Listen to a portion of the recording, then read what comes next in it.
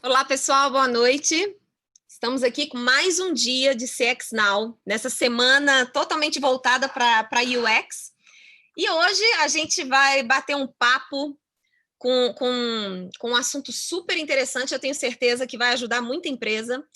Nós vamos bater um papo com Rafael Buriti, mais conhecido como Buriti, pelo que ele me contou.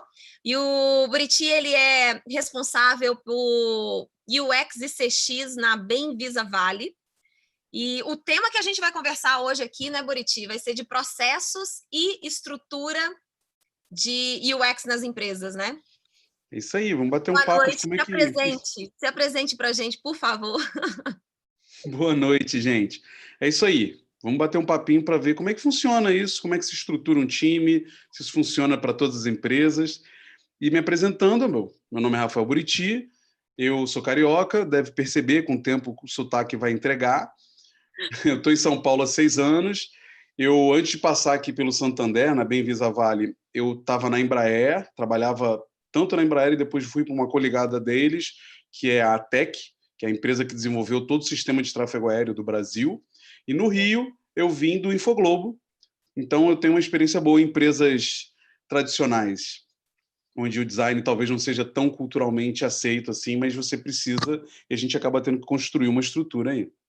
Exatamente, exatamente. Conta para a gente um pouquinho sobre a Bem-Visa Vale. Isso, a Bem é uma empresa do mercado de benefícios, então ela trabalha basicamente com vale, né, alimentação, refeição, transporte. É um mercado aí muito antigo, né, que tem grandes players aí, e ela vem para transformar esse mercado aí com essa visão de algo mais focado no consumidor em si, no usuário, tanto que tem essa abordagem do UX, do CX muito para isso, né, para olhar a jornada como um todo e aplicar isso nos produtos ali, que tem, na verdade, como todo mercado de benefícios, ela trabalha com 3 clientes específicos, né? Tanto com RH, que é a empresa que contrata o serviço, com o portador ou o usuário, que somos eu, você, que usamos o cartão de benefício para pagar o almoço ou ir no mercado e fazer compras, e o estabelecimento comercial, que são os supermercados, restaurantes, padarias, etc. Então, são 3 tipos de clientes bem distintos, assim. Isso é bem interessante para trabalhar também. Mas na hora que a gente pensa, não em jornadas, mas no ciclo de vida do cliente, eu acho que é separado, né? Quando a gente pensa em RH, deve estar ali mais na aquisição, né, do cartão, do benefício, e o usuário, ele está logo depois que o cartão é entregue. Então, meio que tem uma divisão. O estabelecimento comercial talvez esteja... É uma outra jornada, na verdade, né, para o estabelecimento comercial. É isso mesmo? Sim, o próprio estabelecimento ele tem uma fase de aquisição também, né? Porque o estabelecimento ele tem um credenciamento, né? Ele tem um momento de entrada para o sistema em si, porque não é automático, né? Você não pode passar o cartão em todos os lugares, né? Tem que fazer esse credenciamento.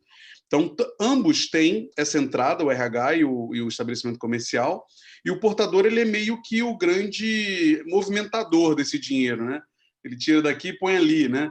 É um pouco disso, mas a jornada no final, cada um tem a sua, mas obviamente eles têm intersecções, né? tem momentos ali, e o RH ele não simplesmente ele entra, né? Ele vai fazendo as cargas financeiras nos cartões, ele vai pedindo novos cartões, ele renova e etc, né?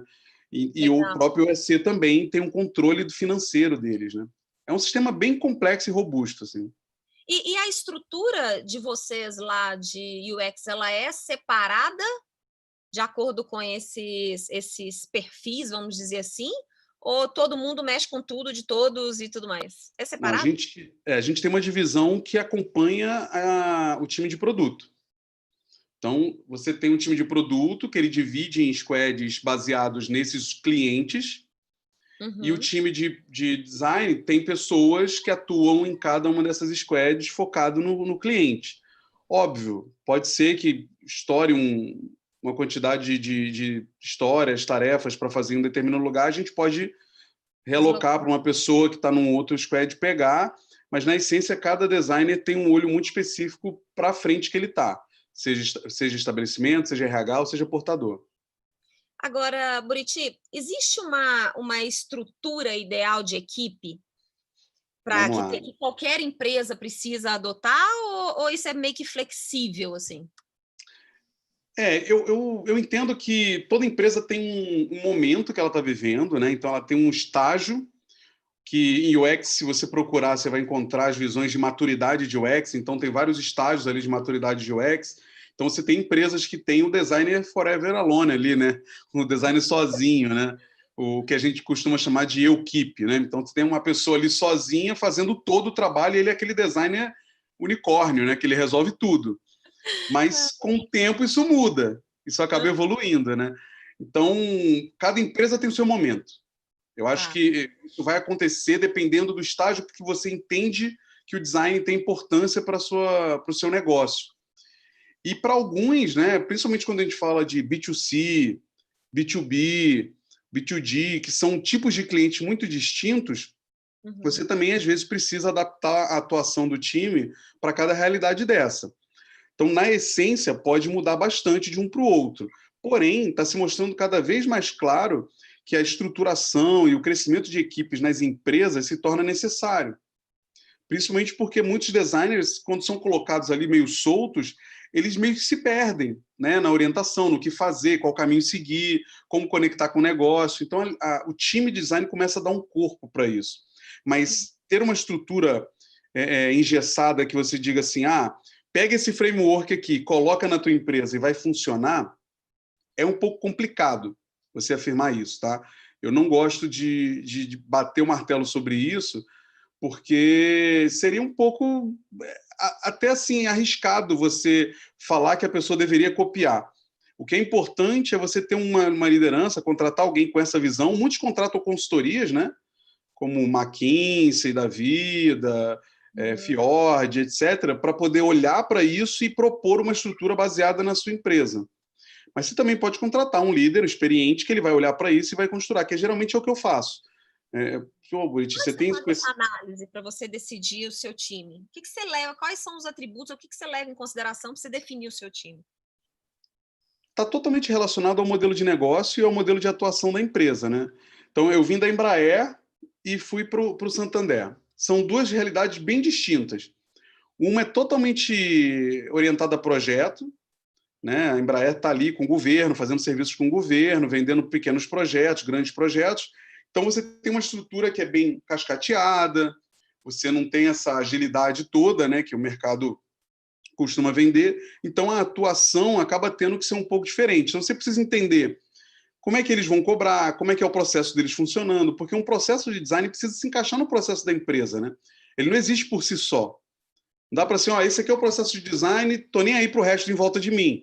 Não existe, ele tem que funcionar junto do processo da empresa.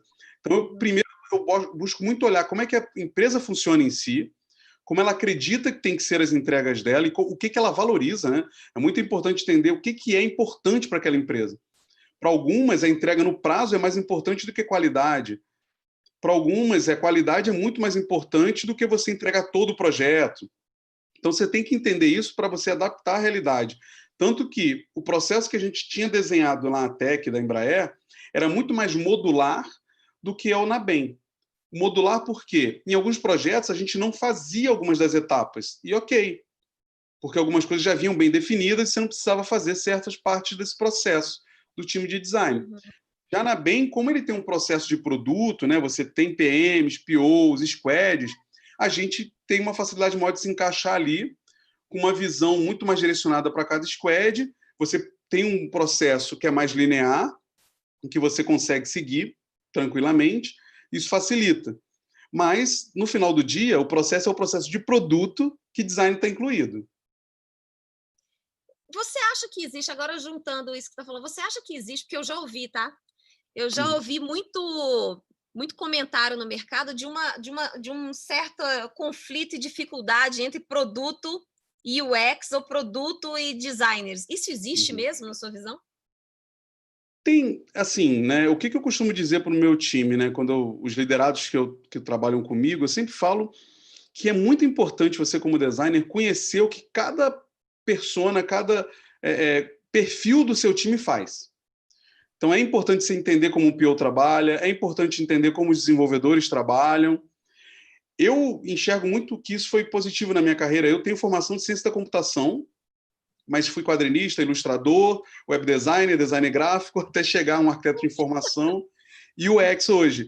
Só que todo esse background de tecnologia me ajuda muito a entender como o time de dev funciona. Então, eu consigo conversar bem. E isso é muito importante. E, às vezes, o que você vê são as birras. Existem brigas do tipo, puta, mas eu que mando aqui nisso, isso aqui é minha responsabilidade. E o pessoal esquece que o produto não funciona com uma pessoa só ou com um perfil só, né? Então você vai ver é muito fácil você ver discussão do tipo, ah, mas o discovery é do design ou é do PM ou do PO? Exatamente. Cara, mas o discovery é do produto, tanto que se chama product discovery, né? Então, esses perfis têm que trabalhar juntos. Na BEM, no começo, isso era um pouco mais complexo, mas quando a gente começou a desenhar os processos juntos, o head de produto e eu, a gente começou a uniformizar para que, olha, tem um processo aqui que é o discovery. Se designer e PO estão livres para trabalhar juntos neles, beleza. O designer está muito pegado em outra demanda e não consegue puxar esse discovery antecipadamente, o PO vai tocando. Então aconteceu, um dos POs fez todo o processo de discovery, ele só sentou depois com o designer e falou assim, olha, é isso aqui que eu captei, que eu busquei, tá ok para você precisa de mais alguma informação? E aí o designer validou com ele se precisava voltar e fazer mais alguma coisa, mas tocou. Então isso é muito comum. Eu vejo muita gente discutindo sobre, não, mas é meu, eu que faço, não é ele. Isso não é positivo, tá? Quando a gente fala principalmente em processo, em eficiência do que a gente está fazendo, porque é produto que a gente está falando, né, gente? Produto, no final do dia, ele tem uma padronização e ele precisa ser entregue em etapas mais claras. Então, esse tipo de birra não ajuda mesmo. Agora, eu tenho visto muito no mercado, quando a gente tem essas duas estruturas, né, produto e UX designers ganhando um pouco mais de força no sentido do olhar para o cliente, com uma pegada também emocional e humana, e não só de funcionalidade de um produto, de utilização de um produto e tal. Isso está acontecendo? Você está percebendo isso ou não? Eu acho que depende muito da cultura da empresa, como ela é orientada, né? A maioria das empresas que já começa com essa visão, isso é muito mais presente, muito mais forte. E eu também sinto isso mais forte nas B2C, porque você precisa estar ali conquistando o cliente todo dia, né? B2B, às vezes, é um pouco mais frio. E aí você tem um pouco mais de dificuldade de trabalhar o valor do produto em si focado nas pessoas. Mas também, assim, ok, o designer ele é a pessoa que é o guardião ali da voz do usuário, né? Que é meio agressivo. Eu acho o guardião, parece meio arrogante isso, tá? Mas ele é o profissional que levanta a bandeira, né? Olha, lembra do usuário e tal. Mas é um pouco enganoso que o PO também não tem essa visão. A pessoa de produto, ela também está preocupada com o cliente dela. Só que ela também tem a visão de negócio. Só que, ao mesmo tempo, o design também tem que ter, né? A gente estava conversando com o Rodrigo na segunda-feira se os designers, por formação ou por interesse, têm uma visão muito de negócio, para ele levar para o negócio e não uma visão exclusivamente do usuário e conseguir conectar as coisas com o business, né? Você acredita que tem? Quando você olha a sua estrutura, as estruturas que você já trabalhou, o mercado, qual que é a sua opinião sobre isso? Eu acho que os designers ainda estão aprendendo a fazer isso. A discussão é grande na nossa comunidade sobre isso. A gente tem levantado muito a bola de que o design precisa começar a entender mais de negócio, precisa olhar métricas, óbvio, métricas com foco no comportamento do usuário, né? Porque você tem alguém na empresa, geralmente, uma empresa mais estruturada, de dados, que está olhando ali o quantitativo do negócio. Mas o design tem que começar a conseguir olhar para isso e mesclar. Então, precisa, sem sombra de dúvida. Mas eu ainda acho que a gente está muito distante. A gente ainda está amadurecendo isso. Poucos têm esse nível de maturidade real de conseguir olhar isso. Tem alguns ícones no mercado que começam a falar um pouco mais disso forte, tentar fazer essa conexão, mas eu acho que ainda é algo muito embrionário, tá? A gente ainda, não só a gente, como o próprio mercado ainda enxerga a gente como o responsável pela usabilidade apenas, né? E não a parte do negócio envolvido. E a nossa luta diária é a gente estar nessa mesa para discutir juntos, mas a gente tem que estar preparado. Eu acho que a gente ainda está nesse caminho de se preparar. Você não acha que é porque não se auto-intitular, né? Na hora que você se intitula por uma metodologia, um jeito de se trabalhar, você desconecta da visão da alta liderança, que eles falam de mercado, eles falam de cliente. Aí na hora que você tatua lá que você é um designer, ele fala, não, então é só designer. O UX design, eu costumo dizer que ele tem uma maldição que é o sobrenome design, né? Exatamente. Porque ele não é puramente design, né? Ele é uma vertente do design, ele tem algumas pegadas do design, mas ao mesmo tempo ele mistura várias ferramentas de outras disciplinas. Então a gente usa coisas de psicologia, de sociologia, de arquitetura, a gente mistura várias técnicas. Então quando a gente fala de pesquisa, quando você fala de arquitetura de informação, nada disso é puramente design. E aí a gente acaba tendo esse sobrenome design que remete ao visual, o que é muitas vezes pejorativo. Não que eu ache ruim, tá? Mas muitas vezes é enxergado de forma pejorativa. E aí sim, quando a gente posiciona, e principalmente essa frase que eu falei, né? A gente é o guardião da voz do usuário. Isso acaba afastando um pouco, porque parece que a gente está brigando pelo usuário e alguém está brigando pelo negócio. Exatamente. É uma sensação que eu tenho. É exatamente. E não pode ser. Não pode ser. Porque no final do dia está todo mundo ali querendo que aquele produto dê certo. Exatamente. O que a gente precisa começar a lembrar é que para o usuário, se está funcionando para ele, vai dar certo para o negócio também. Mas a gente não pode esquecer o negócio. Eu falo uma coisa que é meio, muitas vezes, polêmico, mas adoro. nas empresas que eu trabalhei, cara, eu posso dizer, pelas empresas que eu trabalhei, que nunca fui contratado para fazer o usuário feliz. Calma, não, aí é polêmico, calma, agora você vai ter que fazer um deep diving aí, porque agora eu quero entender tudo, por favor. Dificilmente as pessoas que me contratam, elas têm na cabeça delas que eu estou ali para fazer o usuário mais satisfeito. Elas estão ali para poder descobrir o que o usuário quer para poder vender. Não é puramente deixar ele feliz. A gente tem que lembrar disso, fazer essa conexão. Óbvio, é importante que a gente olhe a satisfação do usuário por vários motivos, por ética, né, por propósito, pelo que a gente faz, porque é o que a gente gosta, porque a gente escolheu o UX justamente por gostar de ouvir pessoas, entender as pessoas. Mas eu gosto de lembrar que quem está em cima aqui, muitas vezes, está preocupado que o produto tenha atração. E aí a gente tem que aprender que, se você não der certo, o produto não vender, não importa o quanto você ouviu a voz do usuário. Exatamente, exatamente. Então, o grande desafio que eu enxergo quando eu converso com meus times é manter a essência de ouvir a voz do usuário e trazer ela para a discussão, sem esquecer que aquele produto precisa dar certo. E aí, algumas vezes, você vai tomar algumas decisões que não são tão felizes, né? Isso é normal, isso acontece. Por exemplo, você pode ter que tomar uma decisão de não focar na acessibilidade do produto, independente disso ser o correto. Porque, às vezes, o negócio quer algo mais urgente, mais rápido, que você vai ter que despriorizar isso. Não significa que você não vai fazer. E aí você vai ter que estar numa mesa junto com um PO, junto com um Tech Lead, e todo mundo vai ter que chegar num acordo. Puta, beleza, não consenso, acordo, é diferente, né? Eu falei consenso. Você vai fazer comprometimento ali. Você vai chegar num acordo. Ó, beleza, eu não concordo que a gente ignore isso, mas a gente vai fazer o possível para o produto ir para frente. Então, isso é que é difícil às vezes, porque você não pode ser tão radical nesse aspecto. Você tem que continuar no que você acredita como designer, eu concordo plenamente com isso, mas você tem que entender que momento que você pode brigar por isso ou não. E aí eu acho que você falou, essa coisa do, então se você só briga por isso, você está muito distante daquele outro ponto aqui, que é o ponto de negócio. E aí, muitas vezes, aquela pessoa de produto, de negócio, acha que a gente não entende nada de negócio, porque a gente só está falando de uma coisa. Né? A linguagem, ela não se conecta. A linguagem, a forma de um falar, às vezes está falando a mesma coisa, mas a linguagem não conecta as duas partes. Olha, já tem pergunta aqui para você aqui no YouTube, ó. Pode falar. A Mariana pergunta assim, ó, eu preciso começar a entender sobre negócios. O que vocês indicam para quem é leigo no assunto? Ótima live, parabéns. Boa pergunta, hein? O que eu acho? O que eu acho não. O que eu acredito.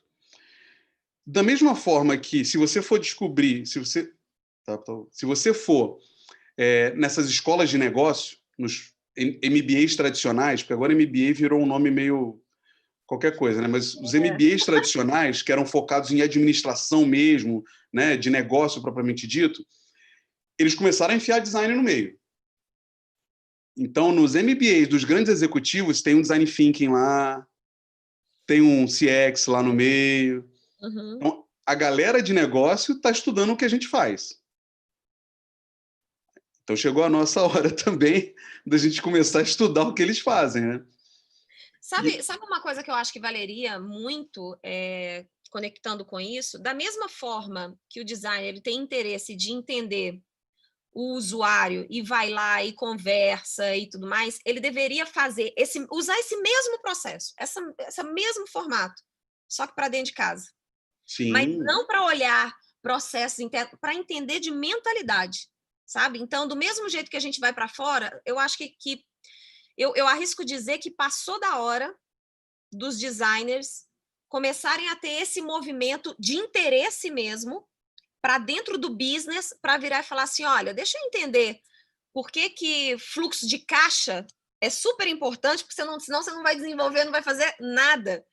Por que o olhar de business ele tem que andar paralelo ao olhar do design, né? Senão você pode romantizar algumas coisas, né? E assim, o que você acabou de falar é muito legal, porque no final do dia é você fazer UX dentro da empresa. Isso. É você pesquisar o seu usuário, que é o usuário interno da empresa, é o seu stakeholder. E aí, quando tem muitos profissionais, né, o Huxley, o próprio Gustavo Oliveira, que são profissionais que falam de negócio, o Huxley muito mais de métricas, eles falam que é muito legal você chegar lá e falar assim, eu quero que eles deem valor para design. Mas, de fato, você não sabe o que ele dá valor. Né? Para que o líder da sua empresa, para que o CEO da sua empresa dá valor, de fato? E aí tenta começar a transpor o que você faz para aquele valor que ele dá. Uhum. E aí parte para você entender a linguagem dele, né? Entender o que ele está falando ali, o que são aqueles códigos, aquelas siglas todas, né? O que isso está querendo dizer? E se a gente não começa a entender isso, ele não vai entender a gente e a gente não vai entender ele. Problema de comunicação. Total. Não, e uma outra coisa, não sei se você vai concordar, para um líder colocar a mão no bolso e fazer um investimento em qualquer solução, em qualquer produto, ele precisa enxergar aquilo ali como eu tenho uma dor e ao fazer esse investimento, aquela dor ali, ela tende a ser minimizada ou ela vai acabar. Então, a gente ter esse olhar, eu sinto falta também dos designers não olhar só para aquele design que eles estão fazendo e olhar e falar assim, mas qual que é a dor do business hoje? Para se tomar a decisão de fazer esse investimento, qual é a dor do business? E aí eu acho que as coisas começam a conectar, sabe?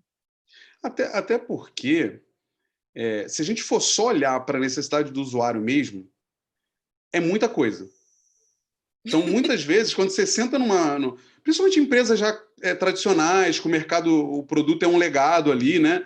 Bancos, indústrias, que o produto está ali há muitos anos, dando lucros, ou seja, não está mal, a empresa não está mal da perna, ela não está deixando de lucrar o que ela lucrava. Já é mais difícil você dizer que eles precisam da gente se eles continuam tendo o mesmo lucro que eles sempre tiveram. Isso já fica mais... por natureza, já é difícil você convencer eles, porque estava funcionando até agora.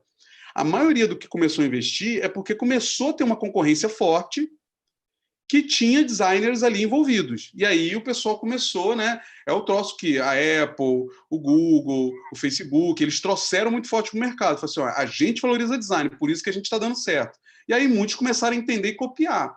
Mas, de fato, ninguém pensou assim, ninguém é forte. Muitos não pensaram assim, vou contratar designer porque a gente está mal das pernas. Não foi isso o motivo.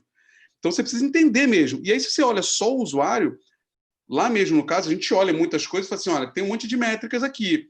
Central de atendimento, reclamação de loja, reclame aqui, reclamações públicas, etc.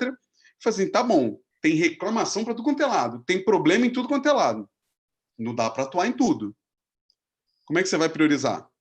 Uhum. Então, você entender também qual é a necessidade do negócio, junto disso aí, vai te ajudar a priorizar. Então, eu tenho esse monte de problema, mas o negócio hoje está com um problema de vender para esse tipo de público. Opa, então vamos resolver essas dores aqui, que vai ajudar isso. Essa é a decisão difícil, porque você vai deixar de atender alguém. Com certeza. Mas ok, faz parte, assim, não é a coisa mais legal do mundo, mas faz parte. E aí aqui o cara de negócio, a pessoa de negócio vai começar a te olhar com um olhar diferente, porque vai assim, puxa, ele tomou uma decisão muito alinhado aqui com o que eu preciso. E aí você leva o usuário junto, mas assim, é isso que você falou, é conseguir conectar essas coisas. E aí, foi a Mariana, né, que perguntou?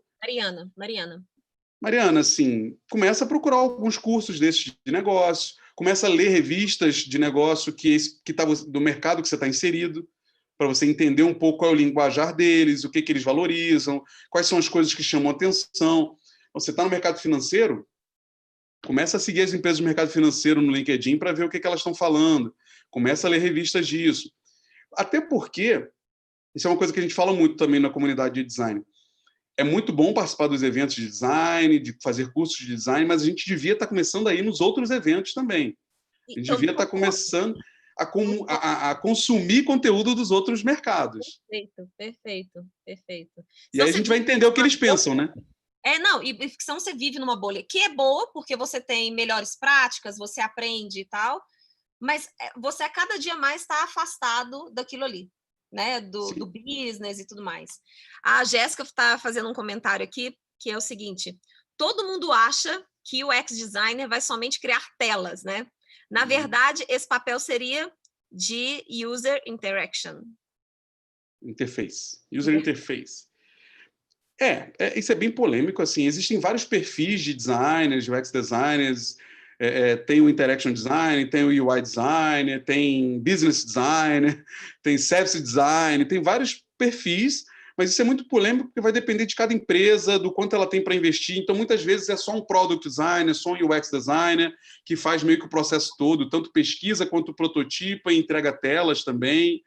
Agora a gente tem a coisa do design system, né, e o design ops, que vem para escalar essas entregas, então acaba tirando um pouco também o peso da entrega da interface e possibilitando que a gente entregue um pouco mais de experiência mesmo de usabilidade e até um pouco mais de pesquisa.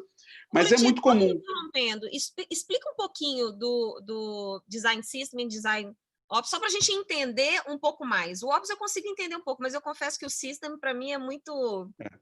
O ops não é tão difícil de entender porque ele é meio que uma vertente, por exemplo, do DevOps, né? É basicamente você operacionalizar algo. Então, quais são os processos, as ferramentas que ajudam a você operacionalizar algo? E aí, no caso, design. Então, é um processo bem feito, que é medido, atualizado, são ferramentas definidas, alguém que está cuidando da gestão dessas ferramentas e, consequentemente, também cuida desse produto interno que é o Design System. O Design System é um produto que também tem uma... Eu não sou o especialista nisso, tem outras pessoas aí que vocês podem perguntar sobre isso, um Guilherme Gonzalez da vida, por exemplo, a própria Meiuca, que é uma empresa focada nisso, mas ele basicamente sofre o problema de ter o nome design também, né? Porque ele não é um produto de design, ele é um produto da empresa. Tem o design e tem o código envolvido, e são componentes que ajudam a gente a acelerar o desenvolvimento de um produto. Por quê? Porque você padroniza. Quando a gente fala de produto, gente, não é arte, né? O John Maeda fala uma coisa legal. O John Maeda, um designer muito conhecido, ele fala que a gente precisa começar parafraseando ele, tá? Que a gente precisa começar a entender que as telas que a gente está desenhando não vão ficar no MoMA. Né? Ninguém vai lembrar daqui a 10 anos como é que foi a primeira tela do Facebook, sabe? Vai imprimir ela, botar na parede. Então, assim, ela é produto. Ela tem que evoluir rápido. Por quê? Porque o foco ali é a experiência da pessoa com aquilo, e não a expressão artística. Só que, assim, eu estou falando isso é muito polêmico, tá, Cláudia? Adoro, não tem problema. Aqui você vai ver muita gente falando de tudo disso aí. Polêmico da noite, tá ótimo.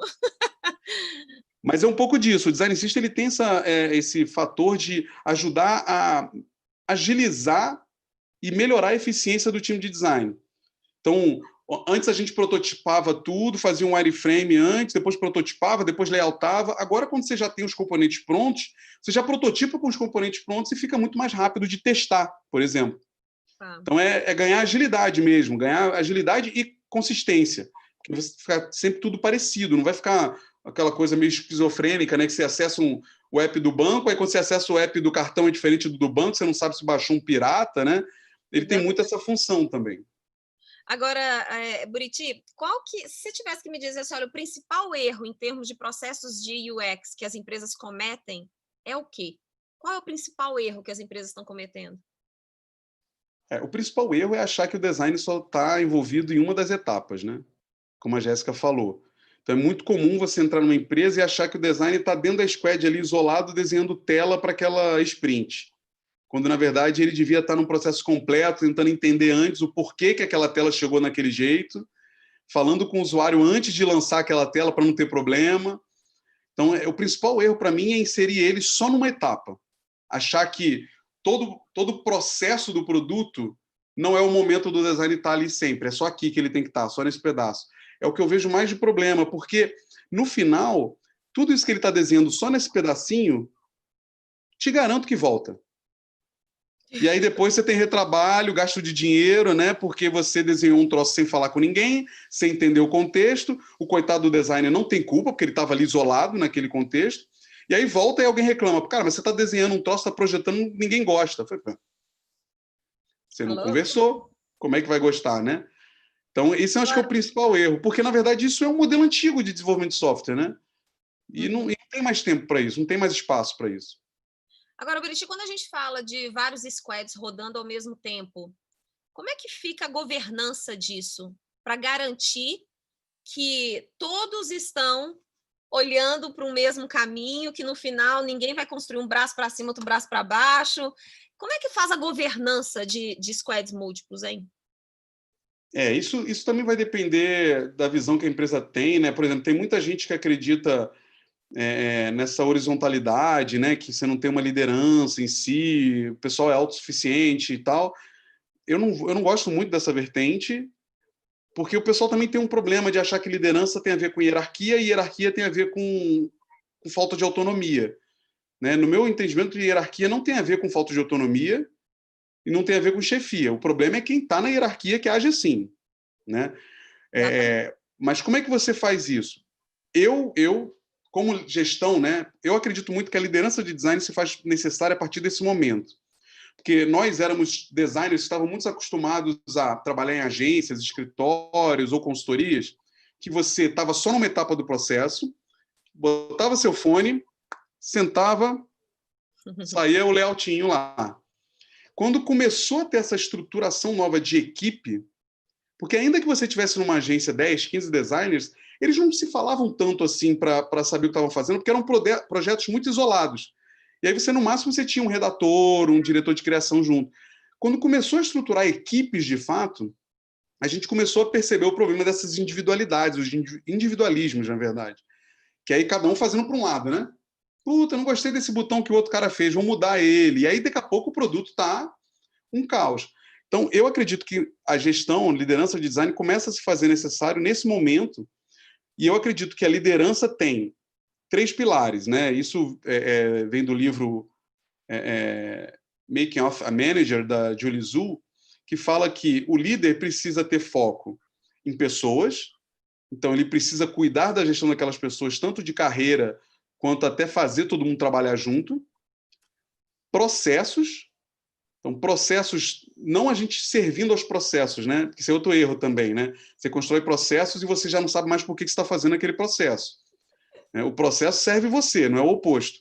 Mas processos e propósito. E aí, propósito, eu não estou falando do romantismo, estou falando realmente, cara, onde a gente quer chegar, o que, que a gente quer fazer, por que, que a gente está fazendo o produto desse jeito, né? E aí o processo, e eu já tive isso nas empresas que eu passei, muitos designers chegam para mim e falam, puta, esse processo me ajudou a debater com o PO, debater com o desenvolvedor sobre o que eu estava fazendo e o porquê eu estava fazendo.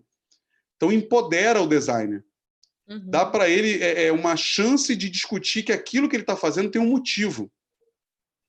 E a gente também acaba medindo o processo para ter essa governança, para saber, cara, alguém pulou alguma etapa? Por que pulou? Não é que você não pode pular.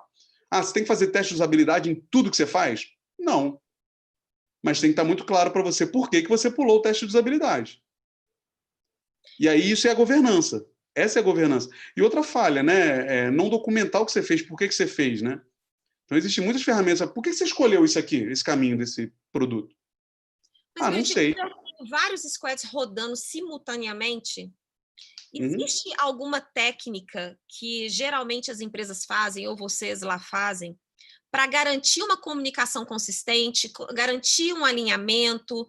Na prática, assim, como que acontece isso? Porque você pode ter uma empresa pequena, que aí, né, a comunicação não foi melhor, mas você pode ter um mega de um... deveria, né? Ou um mega de uma empresa com mega de um projeto que tem, sei lá, 10 squads rodando ao mesmo tempo. Como é que se garante isso na Vou te prática? falar que empresa pequena não é garantia de funcionar, porque quando eu cheguei lá, tinham só 5 designers e mesmo assim o produto tinha vários problemas de inconsistência de visual. E tinha um guideline, hein? Mas mesmo assim tinha problemas. Então a comunicação, não importa se são 3, 5 ou 20, comunicação. As pessoas precisam saber se comunicar. E aí, obviamente, um processo de design também tem cerimônias do time, que não é só do designer. Lembre-se disso, né? Eu falei, processo de design não é só de processo de UX, tem um processo de produto ali. E aí você tem cerimônias, como um design critique, que é um momento onde um designer sente a necessidade de mostrar um protótipo, alguma solução que ele trouxe para outros designers e até para desenvolvedores e tal, para ter um momento ali de feedback. E aí todo mundo olha e fala, não, faz sentido, está dentro do que a gente imaginou ou não. Quando fala de design system, também tem um processo de manutenção do design system que tem esses design critiques e o responsável, né, a equipe responsável pelo design system, vai lá e valida se os componentes que estão sendo usados são os mesmos. Os próprios softwares também permitem essa gestão de uso dos componentes e tal. Então, isso tudo começa a ajudar bastante. Ferramentas online, como um Figma, que permite que você trabalhe em conjunto. Essas coisas ajudam. Mas como é que eu faço geralmente nas minhas equipes? Na BEM, a equipe é um pouco mais enxuta, e na Tech era uma equipe um pouco maior. Na Tech eu entrei sozinho na Embraer e eu saí de lá com 18 designers divididos em UX, Research e o pessoal de Design Ops. Na BEM a gente é menor, tem só nessas 3 squads, né? E mais o Design Ops, o Design System, que cuida do Design System, e eu. E ali a gente tem um pouco mais de facilidade para conversar. Mas mesmo assim, em ambos os casos, eu faço esses critiques, obviamente, com a liberdade do design, quando ele achar necessário. Tem os encontros para verificar se o design system está sendo seguido e tem reuniões mensais para eu passar para eles a visão de negócio do que eu tenho conversado com diretores, com PMs, e para a gente revisar se o processo está funcionando. Porque alguém pode falar, olha, eu não estou vendo a galera seguir o processo, porque eu fiz um negócio e o outro design fez outro. A gente revisa o processo. Então, assim, é uma coisa, essa gestão ela é constante, você não termina o processo e larga ele lá. Você não pode fazer isso, porque ele vai morrer, né? E como é que... toda vez que a gente faz cursos aqui, tem a parte que a gente vai falar dos protótipos, de prototipar e tudo mais, sempre vem perguntas voltadas para a questão de como é que você valida um protótipo, né? O que você pode me dizer disso? Quais são as técnicas que vocês usam, cuidados que a gente precisa ter? Assim, a forma mais fácil de testar um protótipo é o teste de usabilidade, né? É o clássico.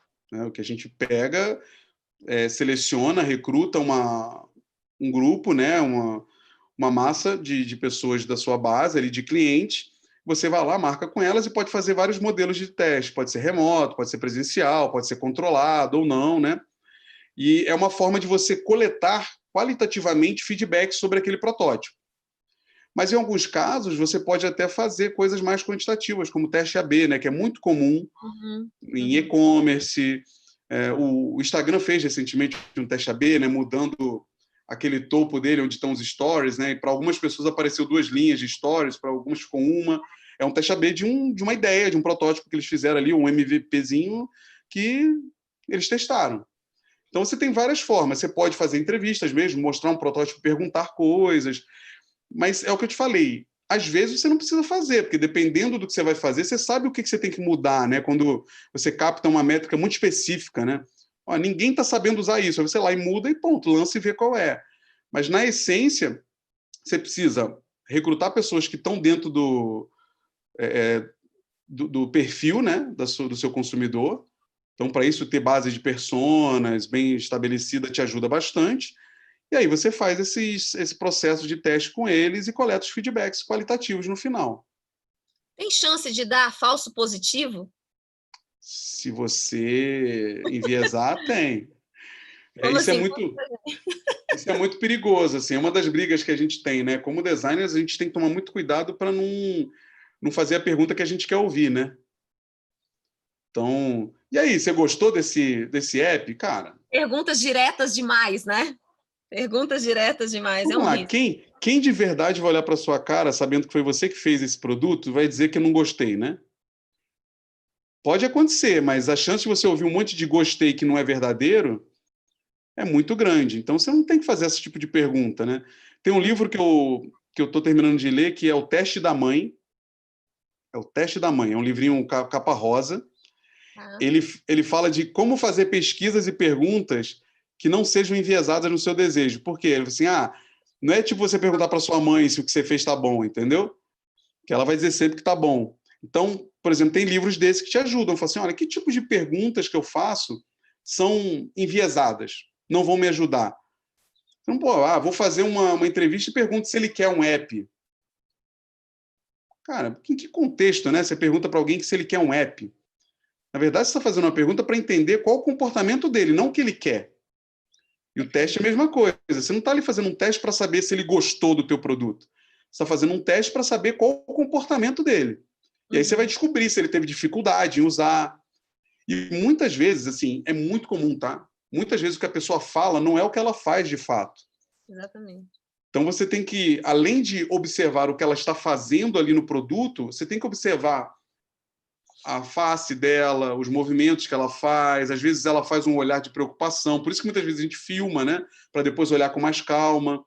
Então, às vezes a pessoa... Já passei por testes, né? Quando eu ainda fazia, mas a pessoa pegou, eu botei uma definição que o objetivo era reduzir o tempo que ela demorava para fazer uma transação lá.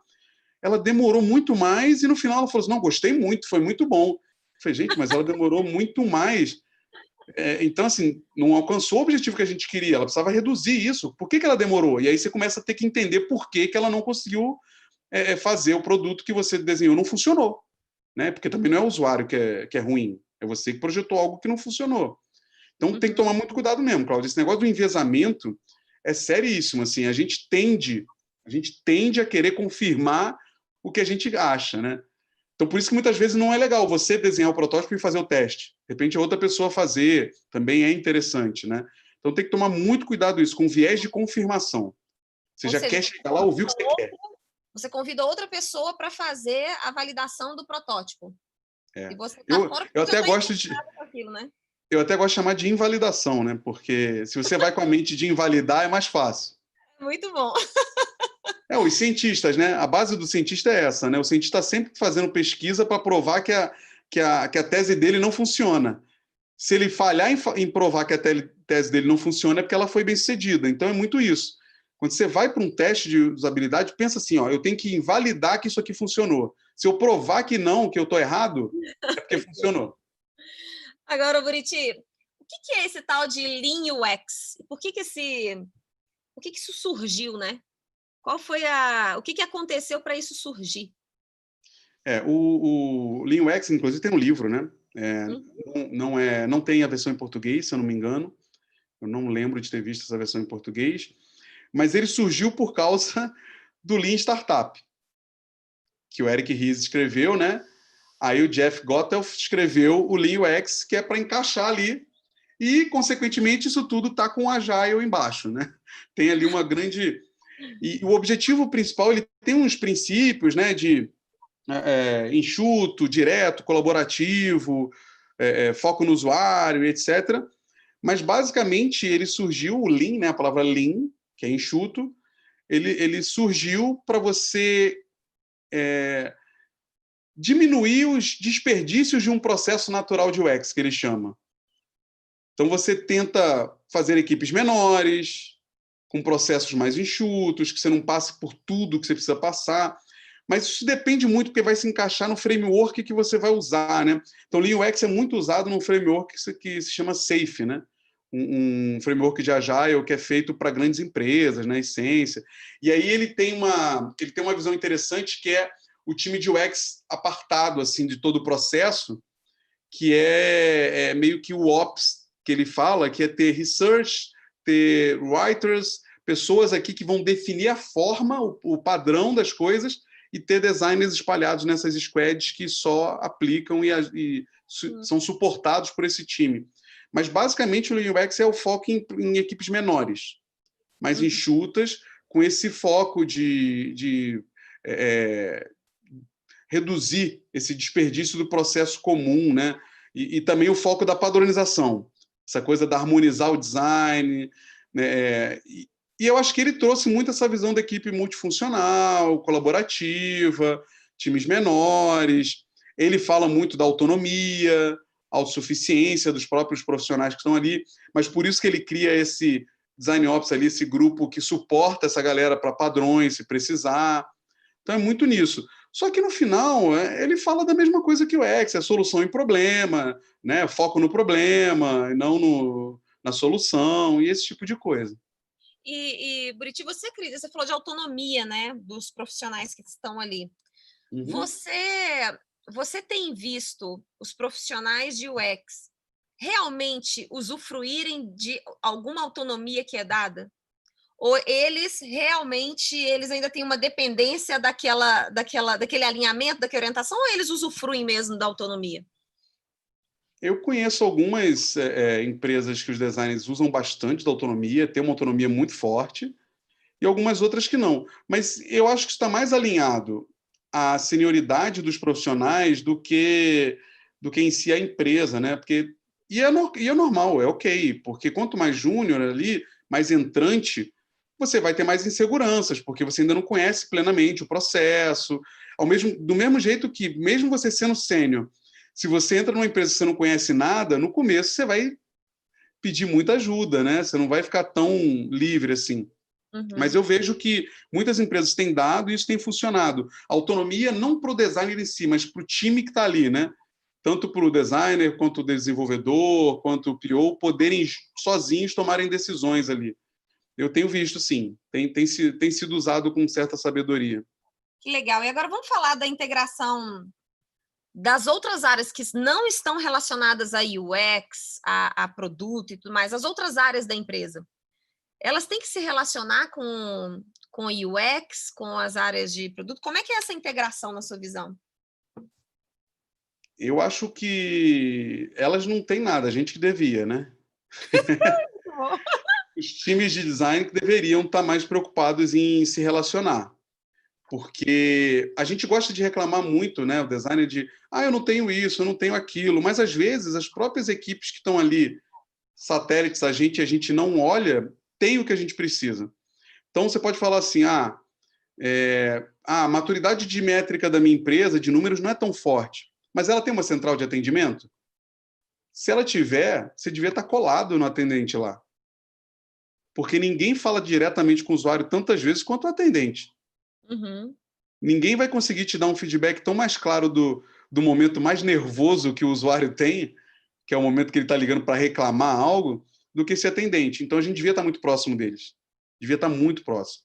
A gente devia estar muito próximo do comercial, porque o discurso de venda interfere na experiência do produto.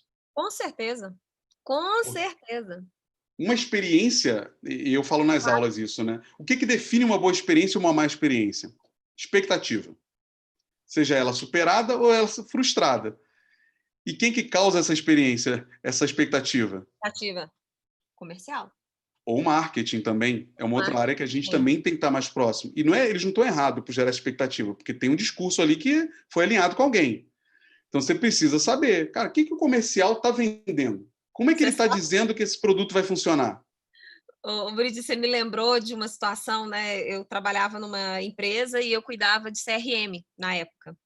Então, eu tinha muita interação com a área de vendas, com a área de pós-vendas, né? Com quem vendia, com quem ia entregar e tudo mais. E aí era muito engraçado. Teve uma vez que um gerente de vendas virou para mim e falou assim: poxa, eu não aguento essa área de pós-vendas. A gente vende e eles desvendem. Aí eu fui falar com a área de pós-vendas, né?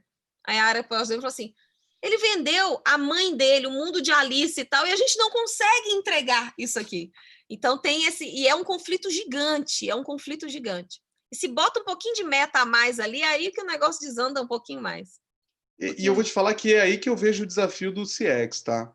Porque, inclusive, é uma coisa que é muito difícil de aplicar de fato, porque as empresas não têm essa maturidade dessa visão holística horizontal. Porque quando você fala disso aí, o CX ele tem que olhar como o vendedor vende, como o produto é feito e como é o pós-venda. E ele precisa poder interferir nisso. Ele precisa poder ter voz nisso. Porque ele tendo essa visão, ele vai poder dizer para o comercial isso aí, ó, muda um pouco o discurso porque o que está chegando aqui não funciona.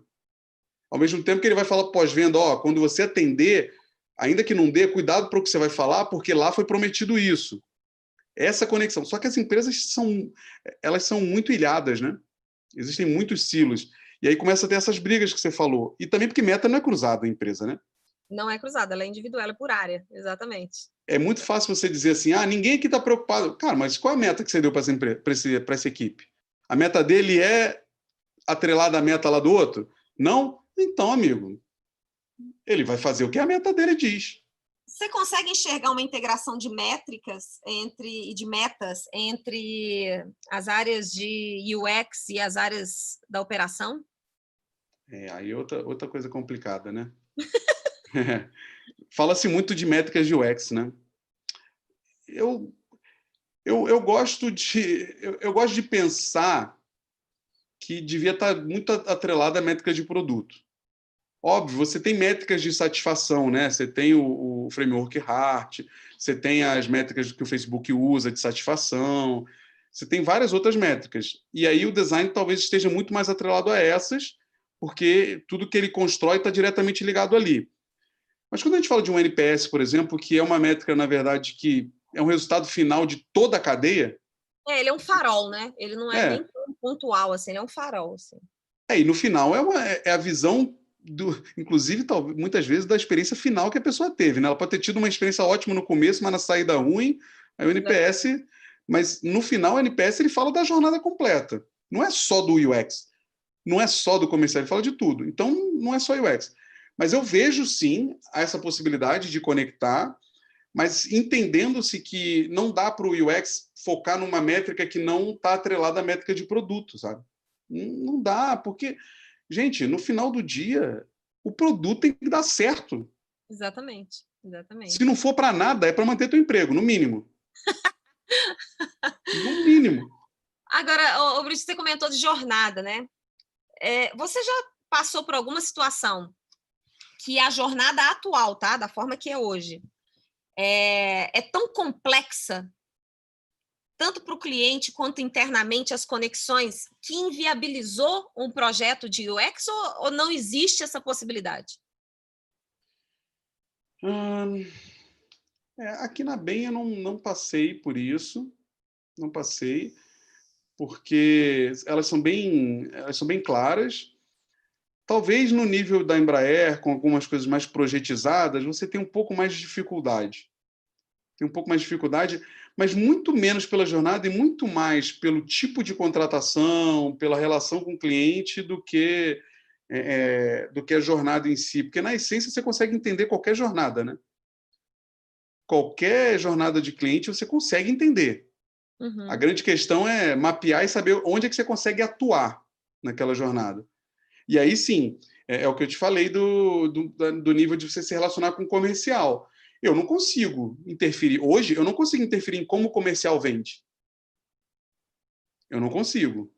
Aí não inviabiliza, mas reduz a sua atuação, a sua capacidade de impacto. Então, na Embraer, tinha muito isso de o projeto já foi vendido, é desse jeito que o cliente quer, aí você vai lá, começa a fazer o trabalho e percebe que não vai funcionar aquele jeito que o cliente quer. Só que não tem muito o que fazer, porque já foi vendido, já foi pago, é licitação, né? E aí você fala, e aí, o que eu faço, né?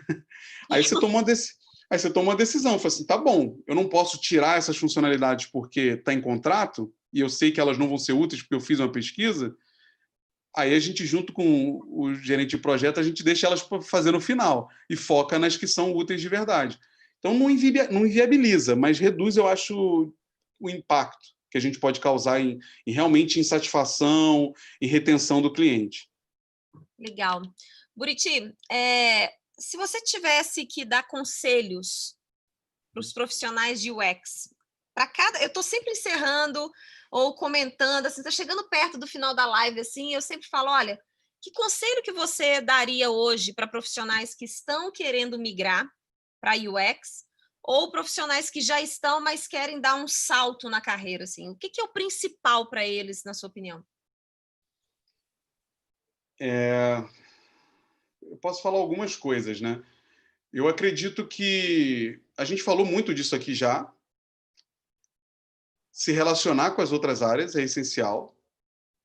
Sair do mundinho de achar que você sozinho se basta. Que a gente fala muito lá no canal, né? Eu e o Rodrigo, falou com você segunda. O design não é o floco de neve que vai salvar o mundo. Né? Você não vai entrar na empresa e aquela empresa que era horrorosa agora vai dar tudo certo porque você botou design lá dentro. Então, tenha mais humildade e se relacione mais com as pessoas. Entenda que, isso eu falava muito na Embraer também, né? Porque às vezes o time ficava nervoso com um determinado profissional ou perfil, né? Esse desenvolvedor falou isso. Gente, vamos tentar entender a realidade dele, porque ele não falou isso de graça. Ele falou isso por algum motivo. Será que alguém cobrou dele isso também? E aí a gente começa a ter mais relacionamento e entender que, cara, tá todo mundo no mesmo barco, vamos tentar fazer funcionar. Então, essa relação, você profissional de design, seja menos individualista. Saiba que a equipe está funcionando com muita gente, não é só você. E todo mundo tem um problema. Então, se todo mundo conseguir entender que precisa se ajudar, vai ficar mais fácil. Parece um baita autoajuda aqui, né? Mas é muito isso, assim. Cara, começa a conversar com as pessoas. Um grande poder, eu falava isso na Embraer também pro meu time, ó. Aqui no time, fica ligado em tudo que está sendo falado em volta, porque o que aquele desenvolvedor falar vai ser útil para você, para o projeto, para o produto. Então, Legal. tenha ouvido ativo ali, seja muito preocupado com isso. E a gente falou, procure conhecimentos além do design. Agora, Seja mais multidisciplinar. Isso. Eu não sei, acho que foi o Rodrigo mesmo que falou, que eu até ou foi ontem, agora eu já tô confundindo as lives, que falou, tem que ter isso, isso. Eu falei assim, vai ser um canivete suíço, né? Se a gente for pensar... Agora, me veio aqui na cabeça, tem algum background desses profissionais, ou de formação, ou de áreas que já atuaram, que facilita mais a atuação do design? Para virar UX design, que você diz? E que facilita mais ter esse olhar ou ter essa postura e tal, que você fala, olha, gente, geralmente as pessoas que vêm que tem mais ou menos esse background, se dá melhor como um designer. Quando a gente fala diretamente de experiência, que você tem que falar de entender as pessoas, você tem alguns perfis que acabam se destacando, né? Então, quando você tem uma facilidade de se relacionar com pessoas, isso super ajuda. E aí, historicamente, o UX vem de algumas profissões que também não são só designers, né? O grande papa, o Norman, ele não é designer. É engenheiro, um doutorado em psicologia. Psicologia. Então, psicologia, antropologia, jornalismo. Tem muita gente de jornalismo fazendo a parte de writer, né? De writing. Você tem biblioteconomistas fazendo partes importantes ali, porque são pessoas extremamente focadas em organização, em ergonomia. Eu tenho alguns amigos, uma grande amiga minha head de research do Nubank, ela é biblioteconomista, historicamente falando. Então, tem perfis que ajudam bastante nesse aspecto. Ter essa pegada de saber ouvir o ser humano, de saber entender como é que o modelo mental da pessoa funciona. E aí muitos designers têm mais dificuldade com isso. Então, eu recomendo muito entender mais, buscar um pouco mais disso. Isso não significa que você vai ser um psicólogo, mas estudar um pouco de como funciona o ser humano ajuda bastante também. E, Buriti, como é que você está enxergando o futuro desse mercado para os próximos 5, 10 anos aí? O que vai mudar? E que você acha que agora esses profissionais precisam ficar atentos a isso? Essa aí, se eu soubesse... Ficava rico.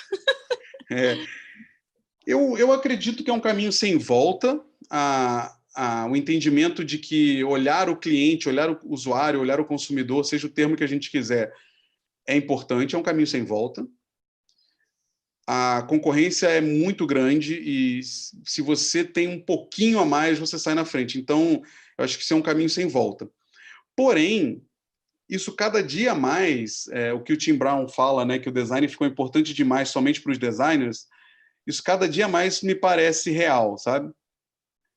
Não vai ser mais exclusividade do designer fazer esse papel. Não significa que ele vai morrer. Né? Ter essa mentalidade, assim. Não significa que o designer vai morrer, mas como a gente falou no começo, o pessoal de negócio está estudando design. Então, todo mundo vai ter, né? A Nielsen, a Norman Nielsen Group, ela fez uma previsão recente, né, de que até 2050 vão ter mais de 100 milhões, 1 milhão de profissionais trabalhando com experiência. Mas é isso, não são UX designers, são profissionais focados na experiência do cliente dele. Então, o futuro, sem dúvida, vai continuar sendo mexer com experiência, focado no usuário. Agora, se vai continuar sendo uma interface de celular, se isso vai evoluir para a voz, que é uma coisa que está muito forte, os assistentes de casa, né? É muito complicado dizer, porém, uma coisa é fato, eu acho que talvez daqui a 10 anos o termo UX nem exista mais e seja outro termo. Como há 10 anos atrás era arquitetura de informação e não era UX. E 15 anos atrás era web designer. Né? Então, exatamente, os termos eu penso que vão mudar. Eu penso que vão mudar. Mas, de longe, assim, você não pode parar de estudar, não, porque as coisas mudam muito rápidas e vão continuar mudando a forma como a gente se relaciona. Mas eu acho que nunca vai morrer, não, porque é uma coisa que não tem volta. O foco na experiência não tem volta. Tanto que tem todas outras vertentes focando nisso, né?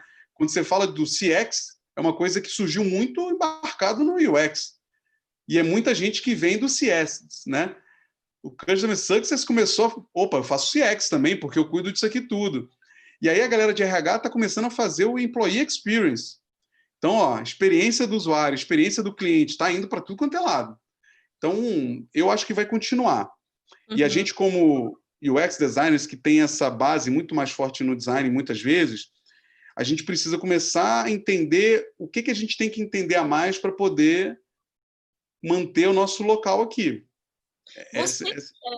Você enxerga que para o futuro, porque quando a gente está falando, pelo menos quando a gente está falando em CX, existem dois pesos grandes, né? Que é a diminuição de atrito no cliente ao longo da jornada, e aí a tecnologia ela ajuda muito nisso, mas tem uma pegada emocional muito forte, que a cada dia que passa eu tenho visto mais o que eles chamam de emotional technology, né? Que é você coletar emoções de clientes, trabalhar isso e devolver em valor para esse cliente. Emoção. E aí vem toda a leitura facial, vem os wearables, vem várias coisas. Você acha que a gente caminha para isso, onde a emoção ela vai ter um peso maior e vai direcionar várias coisas? Eu tenho até a própria experiência, eu tenho uma opinião que tudo depende da bolha que você está também, né? Então, assim, é muito verdade. O Rafael Buriti, dentro do cenário que ele vive, eu hoje tenho o prazer de escolher coisas pela experiência que eu vivi. Muito mais, às vezes, do que pelo valor que ela tem financeiro. Mas é um cenário que eu tenho. outras pessoas em outros cenários não têm essa liberdade para escolher isso. Da mesma forma que outros mercados não dão. Por exemplo, eu lembro quando teve o problema da companhia aérea lá, né, que arrastou o cara no corredor e caiu as ações, aí todo mundo, ninguém mais vai usar essa companhia. É um mercado que pouca gente é fiel à empresa, né? Você geralmente está olhando o valor da passagem. Aí a experiência é importante? Mas se você não tem o dinheiro para pagar o Emirates, você vai pagar na mais barata. Então, isso acontece. Então, essa questão da emoção também, para mim, é um pouco parecido com isso. Assim, eu acho que está muito relacionado ao momento econômico do país, se permite que você consiga fazer essas escolhas baseado nisso, e o quanto é que a empresa vai estar preocupada com isso, vai estar relacionado à quantidade de concorrência que ela tem. Se você não tem muito concorrente, cara, você é meio que monopólio, não faz muita diferença, porque a pessoa não vai poder escolher outra coisa, né? Eu falava muito isso na Embraer, que assim, a gente trabalhava com o sistema de tráfego aéreo. Eu não sei se você, mas não dá para baixar o tráfego aéreo no teu computador, né? Não dá para instalar um software de tráfego aéreo.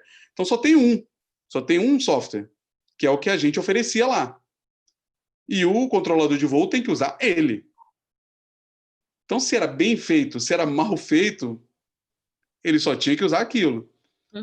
Então, o quanto a empresa de fato vai valorizar a experiência ou a emoção que ele sente ao usar aquilo nesse momento. Então, dependendo do mercado, eu acho que também muda o peso disso. No B2C, hoje está, né, que a concorrência é agressivaça, né? Você tem tanta empresa oferecendo. Fintech, então, o que tem oferecendo, né? Eu acho que nesse caso, essa coisa da emoção vai ser fortíssima. E aí o livro do Norman, né, que é o design emocional, se todo mundo puder ler, fala muito disso aí que você falou, e vale muito a pena, porque ele trata muito da capacidade que os produtos e serviços têm de fazer você amar ou odiar eles. Olha, eu acho que você tem, o Rodrigo está aqui com a gente, ele está falando. Buriti, fale sobre MVP. Boa noite, meu lindo. Seu lindo. Não vou falar de MVP e nem de MLP. Tá bom. Porque você puxou de emoção, aí tem o MLP, né? Que é o mínimo lovable product, né? E eu não gosto desse termo. Tá bom, muito bom. Rodrigo, vai ficar pendente aí para você, tá bom? Ele quer me destruir. Eu acho que tem um outro aqui também que está querendo. Mas essa pergunta eu não vou ler, não. Ai. Buriti, muito obrigada. Foi ótimo. Eu que agradeço. Quero muito poder conversar mais com você depois, em outros momentos. Gostei pra caramba, me ensinou muito. Obrigada, viu? Obrigada por ter aceitado o convite. Foi excelente. Eu que agradeço a oportunidade. No YouTube, então foram excelentes também. Muito obrigado por me deixar falar mal das coisas aí. As duas polêmicas, mas eu adoro. Eu sou uma pessoa que adora polêmica. Obrigada, viu, Buriti? Grande abraço. Eu que agradeço. Obrigadão. Tchau, pessoal, gente. Tchauzinho. Até amanhã. Amanhã a gente tem mais CX Now na semana de UX. Até amanhã. Tchau. Obrigada.